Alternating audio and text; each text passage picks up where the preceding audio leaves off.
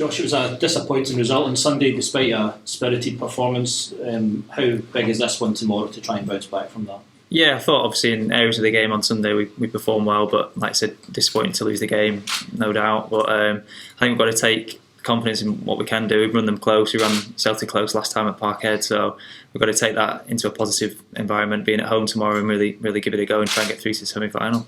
Was it a frustration that it was kind of two small lapses that cost you? It wasn't as if you'd been run over by Rangers. It was just the first goal being allowed Malik to run through, and then the second goal as well. Yeah, definitely. Like I said, it's areas we can improve on. We know where we have to get better. It's not like something they've cut us open 6, 7, 8 times and they've scored 2 or 3 goals on the back of it. It's just small little areas of concentration, and which we have addressed, and we need to make sure it doesn't happen again. Obviously tomorrow, when you get a chance to get through to a semi-final, what's your record like in cup competitions? Not too bad. Obviously back in England there's quite a few. Got to the playoffs a few times. I've played at Wembley as well, so it'd be amazing to get to Hampden. Obviously I've never been there myself, so that's obviously the aim for everyone. And obviously we've got a tough task, but we've got to stay positive, and we're at home, which is a big plus for us. And we've got to, like I said, take our opportunity when we can and try and get the result. You ran Rangers close at the weekend. Excuse me. You ran Celtic close a few weekends ago as well. Obviously Celtic again.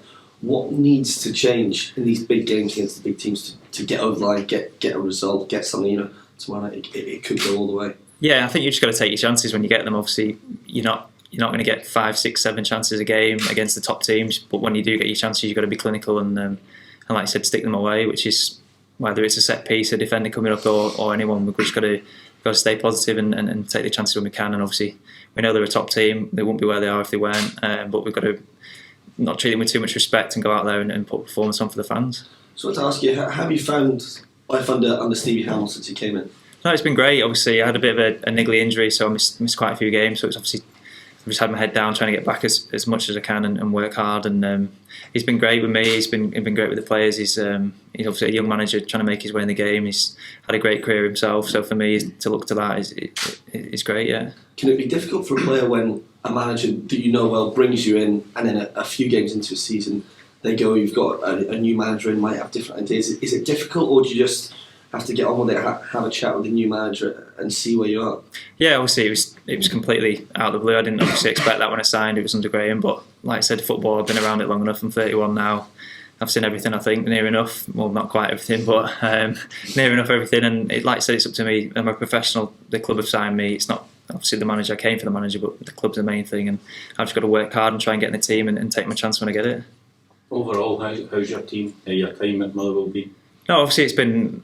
I started obviously with Graham. Obviously we lost in Europe, which wasn't great. Obviously I had a niggly injury, so now it's just up to me to try and get my head down, keep working hard, and take my opportunity when I get it.